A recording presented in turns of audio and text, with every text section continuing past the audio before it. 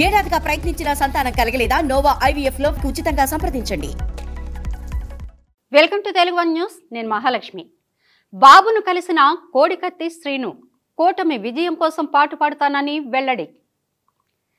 జగన్ బాధితులంతా బయటకు వస్తున్నారు. జగన్ అరాచకాలను, ఆయన హయాంలో తమకు ఎదురైన వేధింపులను బహిర్గతం చేస్తున్నారు. వైఎస్ వివేక హత్య విషయంలో జగన్ తీరును, నిందితులకు మద్దతుగా ఆయన చేసిన అధికార దుర్వినియోగాన్ని ఇప్పటికే వివేక కుమార్తె సునీత, జగన్ సొంత చెల్లెలు షర్మిల ప్రజాక్షేత్రంలో ఎండగడుతున్నారు. ఇప్పుడు ఇక కోడికత్తి శ్రీను కూడా బయటకు వచ్చారు. గత ఎన్నికలకు ముందు ఏపీ రాజకీయాల్లో సంభవించిన అతిపెద్ద ట్విస్టుల్లో కోడికత్తి కేసు కూడా ఒకటి. కోడికత్తి జగన్మోహన్ రెడ్డికి ఎంత గాయం చేసిందన్నది పక్కన పెడితే ఈ దాడిని సానుభూతిగా మలుచుకోవడంలో జగన్మోహన్ రెడ్డి అప్పట్లో సక్సెస్ అయ్యారు. ఈ కేసు అప్పటి తెలుగుదేశం ప్రభుత్వం మెడకి చుట్టాలని యత్నించి అప్పటి సీఎం చంద్రబాబు, తెలుగుదేశం నేతలు కలిసి కుట్రపన్ని జగన్పై హత్యాయత్నం చేశారని పెద్ద ఎత్తున ప్రచారం కూడా చేసుకున్నారు. అప్పట్లో ఈ దాడి వెనుక ఎవరున్నారో తేల్చాలని వైసీపీ నేతలు చేసిన హంగామా అంతా ఇంత కాదు. అయితే ఆ తర్వాత వైసీపీ గెలిచినా ఈ కేసు అప్పటి నుండి ఇప్పటికీ తేలేలేదు.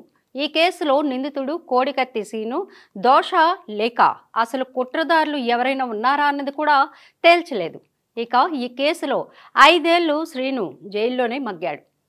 కోర్టు ఈ కేసు విచారణకి రెగ్యులర్ షెడ్యూల్ ప్రకటించకపోతే జైల్లోని శ్రీను నిరాహార దీక్ష చేయాలని నిర్ణయించుకున్నట్లు కూడా ఆ మధ్య అతని లాయర్ ప్రకటించారు.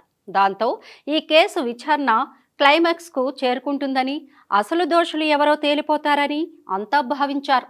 కానీ అందుకు భిన్నంగా కేసు విచారణ విశాఖకు మార్చారు. దాదాపు అదే సమయంలో ఈ కేసులో జగన్ 2 పిటిషన్లు దాఖలు చేశారు.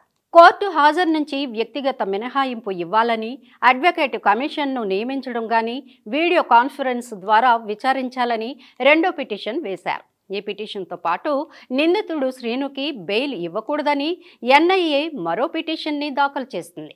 దాడి జరిగి 5 ఏళ్లైనా కేసు విచారణ ఇంకా నత్తకి మేనత్తలాగానే సాగింది. కేసు విచారణ పూర్తి చేసి ఆధారాలుంటే నిందితుడికి శిక్ష వేయాలి, లేదా సరైన ఆధారాలు లేవని అనుకుంటే నిర్దోషిగా విడుదలైనా చేయాలి.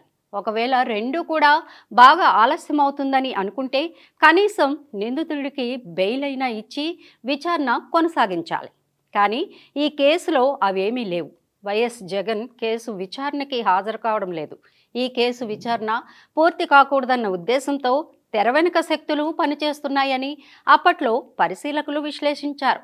ఒకవైపు వివేకానంద రెడ్డిని అతి కిరాతకంగా చంపిన కేసులో నిందితులుగా, కుట్రదారులుగా CBI పేర్కొన్న వారు బెయిల్ మీద దర్జాగా బయట తిరుగుతుంటే, కత్తి చేతి మీద గీసిన కోడికత్తి కేసులో నిందితుడిని 5 ఏళ్లు మగ్గడం విశేషం. కోడికత్తి నిందితుడు బయటకొస్తే సమాజానికి మంచిది కాదని భావిస్తే ఇక వివేక హత్య కేసు నిందితులకు బయట తిరిగే హక్కు ఎక్కడ ఉంది అంటూ అప్పట్లో పెద్ద ఎత్తున చర్చ కూడా జరిగింది.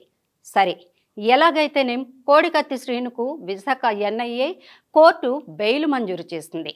అయితే కేసు విచారణ మాత్రం ఇంకా పూర్తి కాలేదు.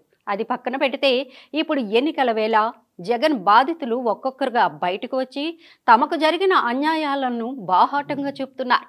వివేక హత్య కేసు విషయంలో ఇప్పటికే డాక్టర్ సునీత, షర్మిలలు నేరుగా అవినాష్ రెడ్డిని వేలెత్తి చూపుతూ అటువంటి వ్యక్తికి మద్దతుగా నిలిచిన జగన్ను ఓడించాలని ప్రజలకు పిలుపు ఇస్తున్నారు. కోడికత్తి శ్రీను కూడా తెలుగుదేశం అధినేత చంద్రబాబును కలిసి తనకు జరిగిన అన్యాయాన్ని వివరించారు.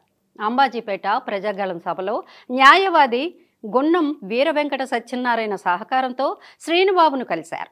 సభా వేదిక హెలిప్యాడ్ సమీపంలో ఏర్పాటు చేసిన బస్సులో చంద్రబాబుతో కోడికత్తి శ్రీను భేటీ అయ్యారు. ఇక కోడికత్తి కేసులో తనకు జరిగిన అన్యాయాన్ని వివరించారు.